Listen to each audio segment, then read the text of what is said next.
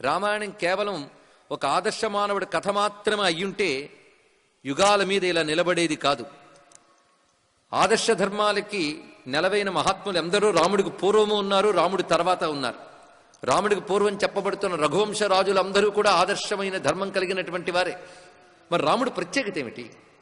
కేవలం ఆదర్శమైన ధర్మం మాత్రమే కాదు, రాముడు పరమాత్మ, రాముడు నారాయణుడు, రాముడు పరబ్రహ్మ. అది ప్రత్యేకమైన అంశం.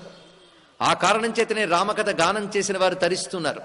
ఎప్పుడైనా ఒక పుణ్యాత్ముడిని ప్రశంసిస్తే ఎవరైనా బాగుపడతారు.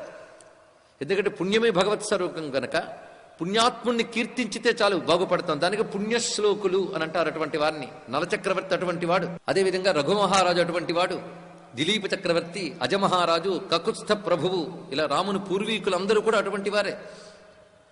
అయితే రాముడు కేవలం ఒక పుణ్యశ్లోకుడు మాత్రమే కాదు, రాముడు నారాయణుడు. ఆ కారణం చేతనే రామచరిత్ర ఇంత దివ్యముగా మంత్రసమేతంగా మనకి మిగిలి ఉన్నది.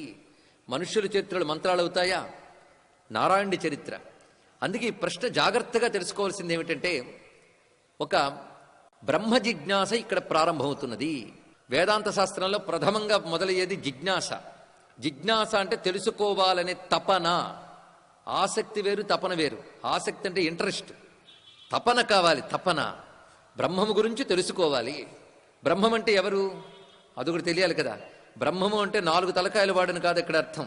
బ్రహ్మము అంటే సచ్చిత్ ఆనందమై సృష్టి స్థితిలైలు చేస్తూ సర్వవ్యాపకమై సర్వమునకు అతీతమై ఎవడున్నాడో వాడు పరబ్రహ్మ. ఆ పరబ్రహ్మ సృష్టి స్థితిలయులు చేసేటప్పుడు ఆయన్నే పరమేశ్వరుడు అని అంటున్నాం. ఆయన అవతరిస్తే దివ్యావతారం అని అంటున్నాం. ఇప్పుడు 3 అర్థమయ్యే కదా మనకి. సృష్టి స్థితిలయ కారకుడైన భగవంతుని పరమేశ్వరుడు అంటారు. ఆయన సృష్టి స్థితి లయ కారకుడు అంటే బ్రహ్మ విష్ణు శివాత్మకుడైన పరమేశ్వరుడు.